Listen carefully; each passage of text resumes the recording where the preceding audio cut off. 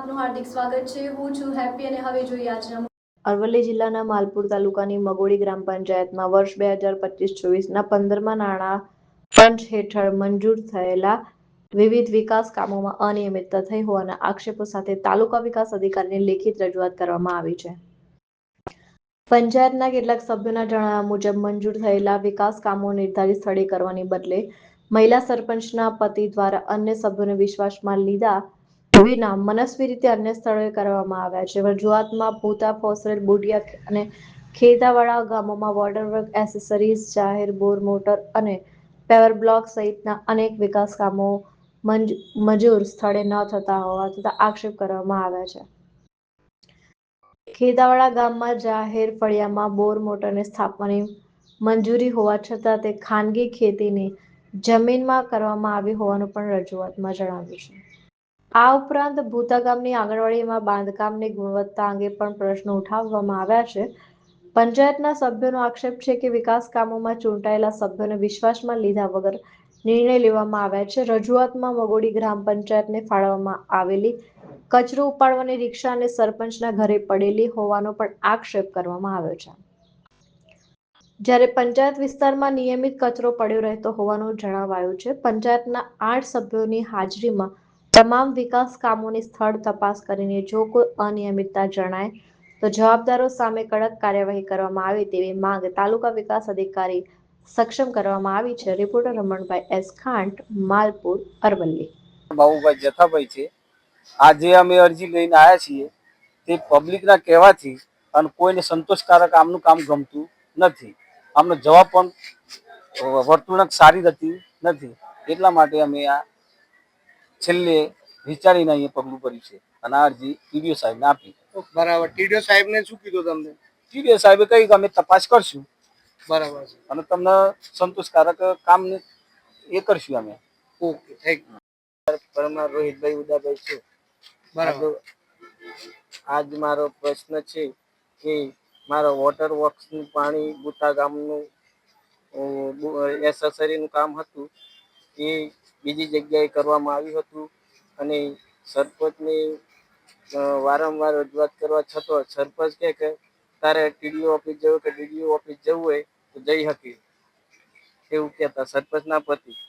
સરપંચના પતિ? અને જે સરપંચ છે એનું નામ શું છે? સરપંચનું નામ કોટવાડ જવનભાઈ ફુલાભાઈ। સરપંચનું કોટવાડ બાલુબેન જવનભાઈ। હા, એમના પતિનું નામ જવનભાઈ ફુલાભાઈ। અચ્છા। અત્યારે પંચાયતમાં વહીવટ કોણ કરે છે? પંચાયતની જે સીટ છે એના ઉપર કોણ બેઠે છે? જવનભાઈ ફુલાભાઈ બેસે। અચ્છા। એની પત્ની જે એ સરપંચ છે? એની પત્ની સરપંચ। બરાબર। આના જવાનભાઈ એ જ બધું તમને એ શબ્દો બોલે છે કે તમારે ટીડીઓ જોડે જવું હોય કે બીજા બોમ્બે જવું હોય, કોઈ બી જગ્યાએ જવું હોય તો જઈ શકો છો, એ બરાબર બોલે છે?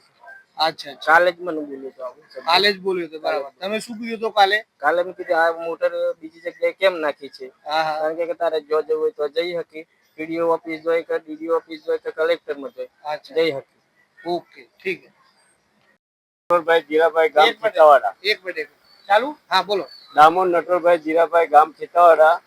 મારા જૂનો સરપંચ મારા બોર મોટરનું કામ કરાયેલું, ઓનલાઈન કરાયેલું, અને આ સરપંચ આવીને મારો ઓનલાઈન કાઢી નાખ્યું, એટલા માટે મેં આવ્યો છું।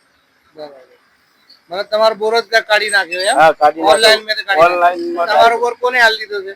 એ બીજા ભાઈને આપ્યો છે એવું લાગે છે। બરાબર, એવું લાગી રહ્યું છે? ચલો, હારું, કોઈ વાત, થેન્ક યુ। પંચાયતનો વતની છું, મગોડી ગ્રામ પંચાયત હસ્તકના પાંસારેલ ગામનો, જેવું મારું નામ છે બરવાડ કેલાભાઈ ભગાભાઈ। હવે આજે જે પંચાયત તાલુકા પંચાયતે જે રજૂઆત અરજી લઈને અમે આવ્યા છીએ, લગભગ 5-6 જણ માણસો છીએ, અને સાહેબને જે રજૂઆત આપી તે પ્રશ્નો બિલકુલ સાચા છે।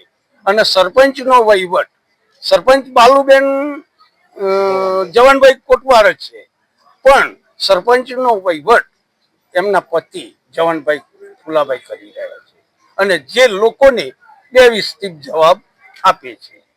બરાબર, બેવિસ્તિક જવાબ આપેલો।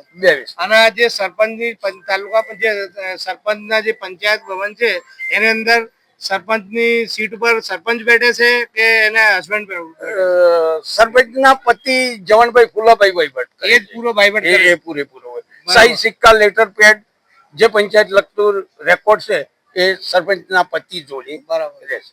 તો આજે તમે તાલુકા પંચાયતમાં આવ્યા છો તો કઈ સંદર્ભમાં આવ્યા છો?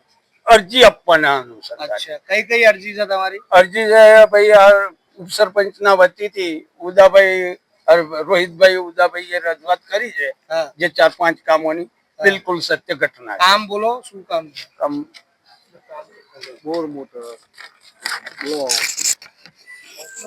હા, આ જે બોર મોટર વિશે લખ્યું છે. હા, પછી આ કોસારેલ ગામે વણકર મનોજભાઈ ના આંગણામાં બ્લોક નાખવામાં આવ્યા બરાબર. એમના પોતાના ઘરે એવું લખ્યું છે. એ પણ બિલકુલ ઘટના સાચી છે. ઓકે.